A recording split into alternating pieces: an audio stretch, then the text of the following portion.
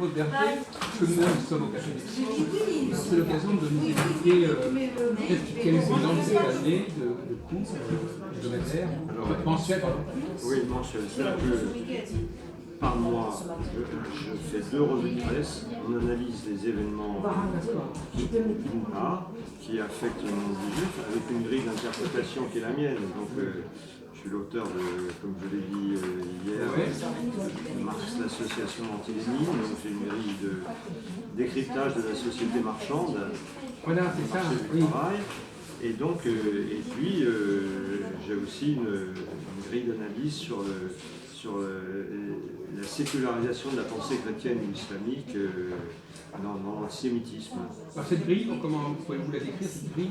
Par exemple, s'il s'agit de l'islam, c'est de montrer qu'il y a une violence dans l'islam qui est due au schéma sexuel et parental qui est au fond. Par exemple, si on prend dans le judaïsme, il n'y a pas de projection de papa et maman au ciel, il y a pas, nos ancêtres, ce sont des êtres faillibles. Sarah, on laisse entendre qu'elle est la maîtresse du pharaon. Je veux dire, c'est des gens en recherche. Dieu, c'est l'inimaginable, l'intemporel, l'infini. Tandis que dans la religion chrétienne, on passe à une religion de la mère et du fils projetée à l'origine, ce qui sous-entend un inceste caché, qui va entraîner l'interdit sur le sexe, parce que l'inceste est interdit dans toutes les sociétés, et ça engendre une pulsion de mort contre le juif, qui va représenter l'équité sexuelle, le péché originel, et à tel point que j'ai trouvé une phrase dans l'Évangile selon Saint Jean: vous avez en vous les désirs du Père, et votre Père, c'est le diable. Donc c'est même marqué noir sur blanc dans les Évangiles. Oui, Et dans l'islam, on retrouve une même problématique. Pour accéder à Dieu, il faut croire au prophète. Et le prophète, il va épouser une femme qui pourrait être un substitut maternel, qui est âgée de plus de 20 ans que lui. Et ensuite, on lui passe des petites filles à l'âge de 9 ans. Donc c'est un rapport de prédation. Ça engendre une même pulsion de mort contre le juif qui a au moins le désir d'une équité sexuelle. C'est dans la Kabbale. L'homme est mâle et femelle à l'image de Dieu, et la femme aussi. Et je veux dire, l'acte d'amour, c'est quand le monde d'en bas se réunit avec le monde d'en haut, et que l'homme est enfin mâle-femelle, comme la femme femelle-mâle, comme Dieu mâle-femelle. Donc c'est complètement antagoniste, cette vision de la sexualité dans le judaïsme est complètement antagoniste à celle de la chrétienté et de l'islam. Donc dans l'islam, le christianisme en a fini avec son côté violent. Il a été violent pendant des siècles. Je viens de parler de la vallée des pleurs de Joseph Le Cohen, où on décrit les massacres faits au nom de la chrétienté, au moment des croisades et au-delà. Et donc, mais la violence chrétienne a dû rebrousser chemin avec la Révolution française. La Révolution française, c'est 200 prêtres réfractaires guillotinés à Paris. Je veux dire, plus après l'anticléricalisme. S'il vous plaît, on est en train de faire une réunion. Donc, je veux dire, il y a une violence dans l'islam actuel qui n'a pas été freinée par un Vatican II à l'islamiste. Et donc, il n'y a pas de frontière hermétique entre l'islam soi-disant paisible et l'islam violent. Je veux dire, or, si l'islam devient violent, c'est pour une raison très simple et historique. Le marché du travail, qui suppose que les gens sont désolidarisés, puisqu'ils sont concurrents sur le marché, eh bien, sévit au Moyen-Orient et en Afrique.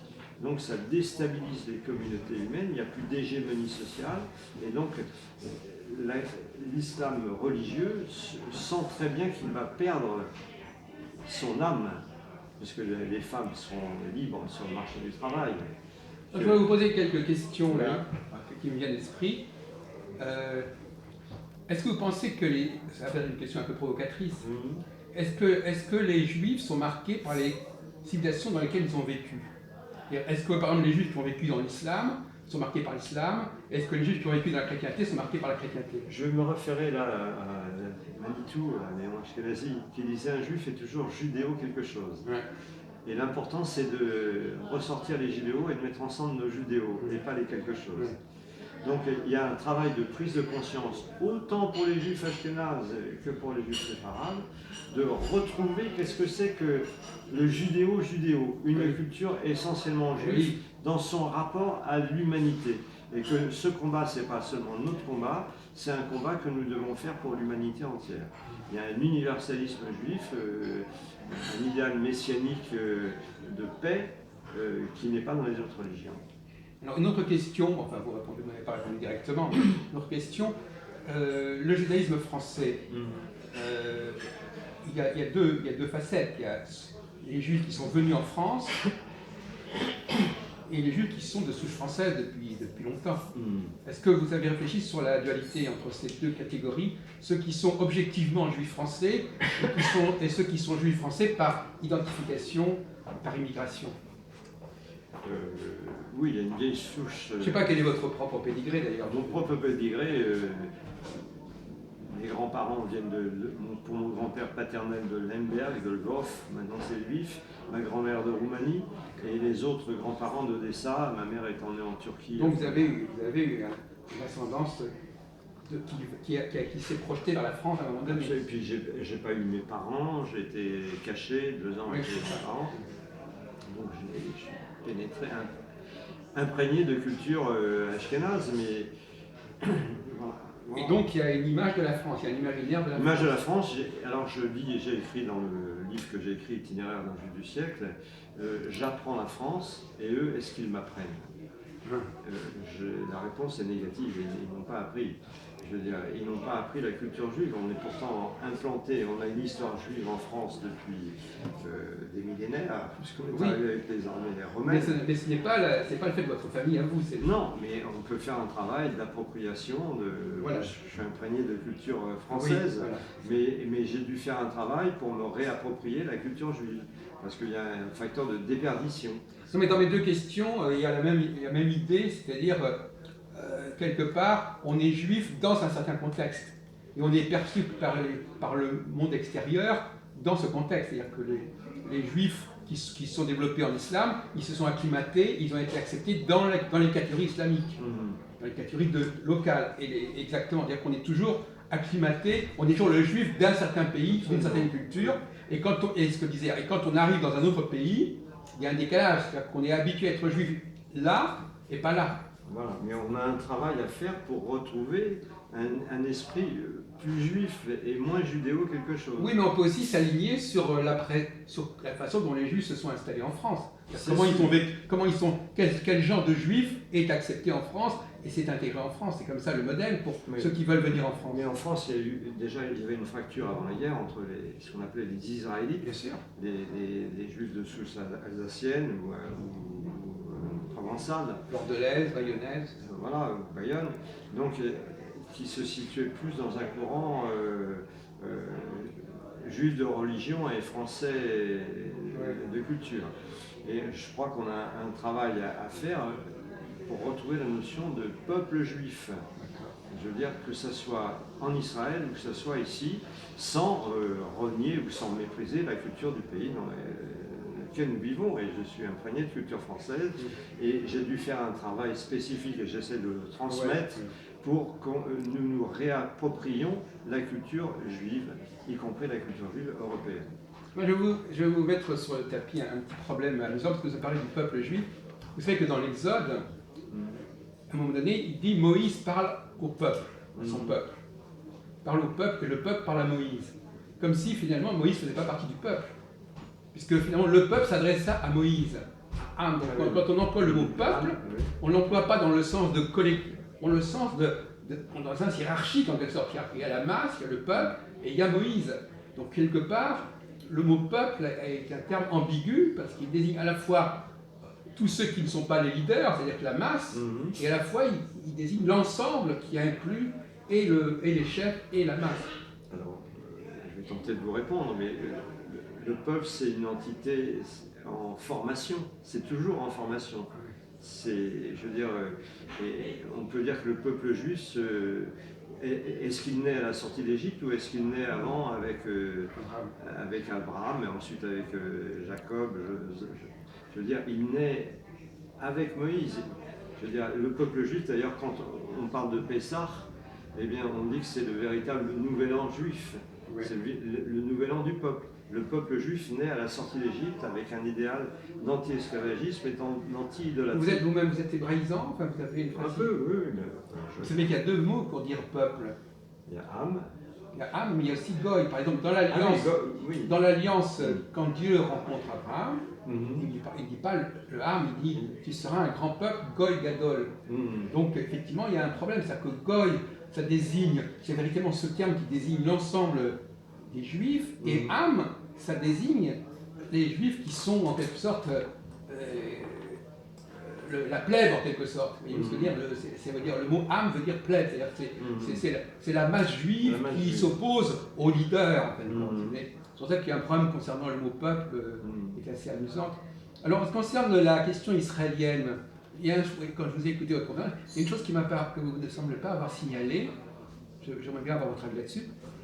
C'est quand même étrange que la partie qui a été attribuée aux Arabes, parce qu'il y avait une domination arabe. Vous savez que le critère, ça a été ça. Là où il y a une majorité de musulmans, ça devient l'État arabe. Là, une majorité de juifs, c'est ça le critère de l'ONU. Et alors ce qui est assez paradoxal, c'est que les juifs n'étaient pas majoritaires dans les endroits qui étaient les plus importants sur le plan biblique. Oui, parce non, mais c'est quand même un paradoxe, c'est-à-dire qu'ils ont négligé d'habiter dans ces régions-là, et ça a eu des conséquences considérables, puisque après, finalement, les musulmans se sont trouvés. La partie jordanienne, c'est celle qui justifie le plus le retour à Sion. C'est pas Haïfa ou Tel Aviv.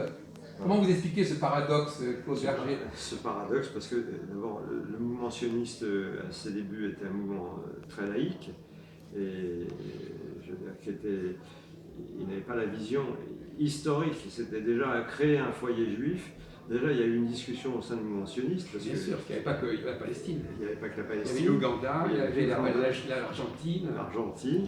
Il y avait la même chose pour les Hébreux. Il a fallu le combat de Ben Yehuda. Et oui. Est-ce qu'on pensait parler du yiddish? L'allemand. Herzl voulait l'allemand. Oui, c'est ça. Donc, il a fallu une bataille au sein du peuple juif pour faire valoir un sionisme politique, mais qui normalement il aurait dû assumer notre histoire, c'est-à-dire les lieux juifs en Judée, Samarie et Hébron, voilà. Donc, mais on peut aussi considérer que le combat n'est pas achevé, mais que dans un idéal pacifique où il y aurait des Palestiniens un peu calmés, je veux dire, les Juifs puissent habiter dans le futur État palestinien s'il en existe un. Je veux dire, on sait très bien que pour eux, il ne doit pas y avoir de Juifs du côté palestinien. Oui, c'est un peu la alors qu'il y a des Arabes, il y a 20% d'Arabes du côté juif. Oui, c'est vrai. Mais je veux dire, un idéal de paix, c'est comme si vous me disiez, en Belgique, les Français n'ont pas le droit de s'installer, on peut s'installer. Je veux dire, dans une atmosphère de paix, où la paix soit d'abord dans les esprits avant d'être... Vous n'avez pas dit non plus qu'en réalité, la Palestine mandataire, au départ, comportait également la Jordanie.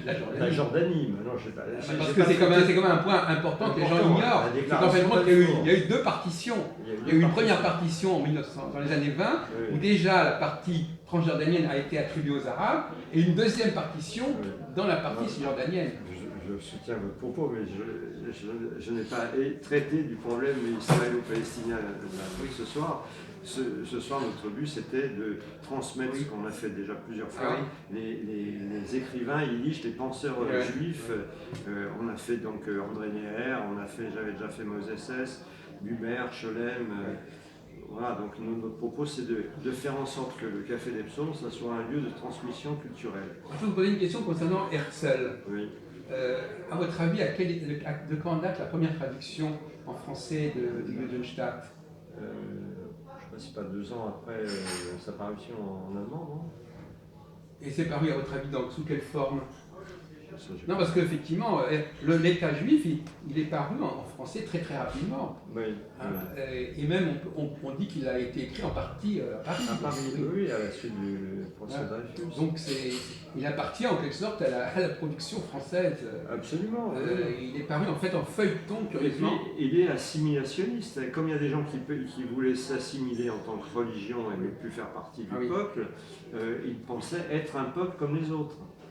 Je veux dire, Israël doit être un peuple comme les autres, donc je veux dire, en plaisantant, enfin mon grand-père qui était, comme on dit, froum en yiddish, c'est-à-dire pieux, enfin pas extrêmement pieux, mais enfin il était pieux, et il disait, il avait du mépris pour le sionisme politique qui voulait faire d'Israël un État comme les autres. Mais est-ce que vous ne pensez pas que Herzl, en réalité, il pensait que, vous savez qu'on a beaucoup employé la notion d'asile, est-ce que vous ne pensez pas que, en fin de compte, il voulait surtout chercher un refuge. Non, chercher un refuge, pas pour tous les juifs, pour ceux qui avaient besoin de cela. Donc c'était même pas l'idée de rassembler tous les juifs. Il s'agit simplement d'éviter que les juifs qui étaient persécutés se ramènent en France ou en Allemagne pour créer des problèmes, parce que ça aurait créé l'antisémitisme, ces juifs qui venaient d'ailleurs, on en a parlé tout à l'heure, qui auraient été un autre type de juif qui n'était pas celui qu'on était habitué à reconnaître. Et donc il dit bon, on va les mettre quelque part où ça n'embêtera personne. C'était une des premières thèses de Bernard Lazare qui disait que je veux dire, les juifs nés d'étrangers ils n'étaient pas assimilables en France. Voilà. Donc et à tel point que Sorade se sert, et l'extrême droite antisémite, elle n'est pas toute antisémite, mais l'extrême droite antisémite, se sert du premier livre de Bernard Lazare, qu'il a renié par la suite en devenant un sioniste culturel. Donc, je veux dire... Mais Herzl le disait déjà lui aussi. Oui, mais il y a eu d'autres sionistes, il y a Hubert, Scholem, je veux dire qu'on pensait à un autre, à Hadam, qu'on pensait à un autre sionisme spiritualiste, où on restaure la pensée. Hadam, je crois qu'il était territorialiste. Il pensait qu'on pouvait être les juifs ailleurs qu'en Palestine. Parce qu'il y a eu tous un courant comme ça. Oui, il y a eu un courant, mais je veux dire, bon... je dis quelque part pour avoir vécu la Shoah, parce que j'ai un certain âge, j'ai vu l'étoile jaune à 6 ans. Donc, vous avez à peu près 80 ans. J'ai 80 ans. Et donc, les Juifs ont une tendance à intérioriser leur propre mort. Donc, il faut prendre conscience de notre mission messianique, pour ainsi dire, et restaurer la pensée juive dans son universalisme. Je vois que c'est important. On a un combat à faire, on a un travail à faire sur nous-mêmes. Qu'est-ce que vous pensez de... J'écoutais l'autre jour. Qu'est-ce que vous pensez de rapprochement, l'attitude du Vatican II avec Nostra Aetate qui reconnaît que les Juifs sont quand même une référence définitive? C'est un progrès pour la position chrétienne? Oui, c'est un progrès, mais je me méfie quand même un peu parce que je crois que le christianisme n'est pas porteur d'un combat pour un messianisme sur terre. Ces dogmes non, mais ils ont dit on ne doit pas convertir les juifs parce que les juifs ne sont pas à convertir. Ne sont pas à convertir. Mais je veux dire, bon, je crois que personnellement, je suis plus pour diffuser la thématique juive et je pense que le christianisme a une responsabilité dans la Shoah. Je veux dire, la matrice culturelle chrétienne, je veux dire, à mon sens, engendre une religiosité qui peut être totalitaire. Alors j'aimerais bien que vous nous expliquiez, Claude Berger, quelle est la... Est-ce que vous pouvez être un tout petit peu plus précis, quelle est la mission des Juifs? Alors qu'est-ce qu'ils doivent faire apparaître? Qu'est-ce qu'ils doivent démontrer? Contre quoi ils doivent lutter? Ils doivent être porteurs d'un projet nouveau de société, parce que notre société est en crise. Alors je vais passer. Pour moi, je veux dire, le salariat, c'est une invention du XIVe siècle qui est en crise, et donc c'est pas par hasard que le kibbutz, non pas que je crois que le kibbutz soit l'absolu, mais je crois que c'est pas par hasard que le kibbutz soit né en Israël. Pourquoi? Parce que dans l'inconscient culturel, nous sommes formatés par des matrices culturelles. En Europe, on est formaté par une matrice culturelle chrétienne. Oui. Et je veux dire, dans notre inconscient culturel juif, on a le sens communautaire. Le judaïsme n'a pas perduré par un pape, il a perduré par la Keïla, par le sens de la communauté, d'une part, et par le sens de l'équité et du partage. C'est pour ça que je citais Ahadam tout à l'heure, qui disait il y a un gâteau à partager. Mais je veux dire, on doit prendre conscience de l'aliénation du travail marchandise sur un marché. Donc, il y a en Israël des kibbutz urbains qui naissent. Oui. Et donc là, je vais essayer de lancer un mouvement sur le kibbutz urbain où il y a une forme de notamment l'éducation des enfants. L'éducation des enfants et aussi une forme de... Il faut séparer en quelque sorte les parents, enfin, plus ou moins, il faut élever transmettre des valeurs plus collectives, comme le Café des Psaumes est un exemple. Oui. Des valeurs... Alors justement, pouvez-vous nous dire quelques mots sur cette institution qui est le Café des Psaumes, que je ne connais pas très bien? Alors, le Café des Psaumes, ça dépend de l'OSE. l'OSE, Organisation de secours à l'enfance, qui est née après les pogroms de Kishinev en 1910 ou 11, en Moldavie. 1906, je crois. Oui, et donc c'est une organisation de secours à l'enfance. Ça a eu le mérite pendant la guerre de créer, de sauver des enfants, donc au moins 5000 enfants ont été sauvés par l'OSE. Il y en a eu 11 500 qui ont été tués. Et l'OSE s'est inscrit dans les résistants juifs. Il y a des juifs qui ont rallié le gaullisme, il y a des juifs qui ont rallié le Parti communiste, et il y a des juifs qui ont eu une voie juive, un chemin juif, c'est les scouts et le consistoire et l'OSE. Et qui ont créé une maison de Moissac, et j'ai eu un cousin qui est malheureusement mort en déportation, qui a été animateur de Moissac, de la maison de Moissac, et leur argument c'était de dire si on veut notre mort comme juif, il faut d'abord se sauver comme peuple, et donc sauver les enfants et sauver notre culture. Vous voulez dire quoi, notre mort comme juif? On voulait notre mort. Oui, c'est ça, oui, d'accord. Donc, on voulait Ah oui. Donc, il est important de ah oui, c'est important quand on a après la fin du deuxième temple, on a dit comment sauver le judaïsme en créant des synagogues. Voilà, il faut donc sauver les enfants et sauver la culture. Ouais, et le combat militaire, on le fera après. Allez-y. Le combat militaire, on le fera après. Donc, la maison de Moissac, l'OSE à Moissac, a donné naissance à un maquis juif après. Et il faut savoir que la ville de Castres et de Mazamet, ont été libérées par un maquis juif. En effet, voilà. Bravo. Donc, oui. reste... Et donc là, qu'est-ce qui se passe alors finalement dans cette... Quelle est l'histoire de ce lieu alors depuis... Non mais ça, vous nous avez parlé des origines, mais depuis quand même 70 ans, qu'est-ce qui s'est passé? Avant, c'était un restaurant tenu par un monsieur qui s'appelle M. Journeau, qui a créé un restaurant cachère rue du Pavé, Pitzman. Oui. Et donc, je crois qu'il y a eu quelques déboires et la ville de Paris, la RIVP, a repris ce lieu et donc l'a loué à l'OSE. Ah donc l'OSE a récupéré en quelque sorte. C'est-à-dire que moi-même j'avais créé un restaurant yiddish que j'ai fait au moins une fois 3 ans, une fois 4 ans, qui s'appelait le Train de Vie, où je transmettais, je faisais un Shabbat pour tout le monde. Ah oui. Vendredi soir on allumait les bougies pour juifs et non-juifs, et puis je faisais de la musique yiddish et tzigane et klezmer à la Très bien. C'était où déjà? C'était rue des Écouffes. Ah oui, c'est tout à côté, c'est en vertical, oui. Ça fait 4 ans que je n'ai plus ce lieu. Il s'appelait comment ce lieu? Le Train de Vie. Le Train de Vie. On me voit sur YouTube en train de chanter en yiddish. Ah oui.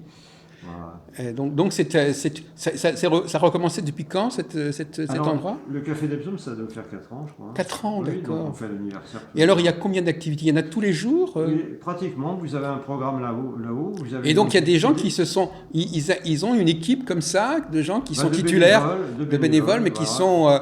Ils attribuent des horaires, des plages horaires. Absolument. Donc là, il y en a même peut-être deux parfois en même temps, je ne sais pas. Vous aviez M. Bakouche qui donne des cours de géopolitique ou de Tanakh. Et il y a des gens qui suivent, et c'est gratuit. Voilà, et il faut être abonné, il faut être... Il y a combien? Il faut payer combien? Non, vous ne payez rien. Vous pouvez vous abonner pour soutenir l'endroit, mais sinon... Ah bon, c'est génial, absolument. Voilà, et des gens qui viennent tous les jours ici? Il y a des gens, oui, il y a des gens... au départ, ça a été fait pour les survivants de la Shoah ou les personnes âgées, et maintenant ça s'est élargi. Donc, voilà, donc il y a des concerts tous les dimanches. Le dimanche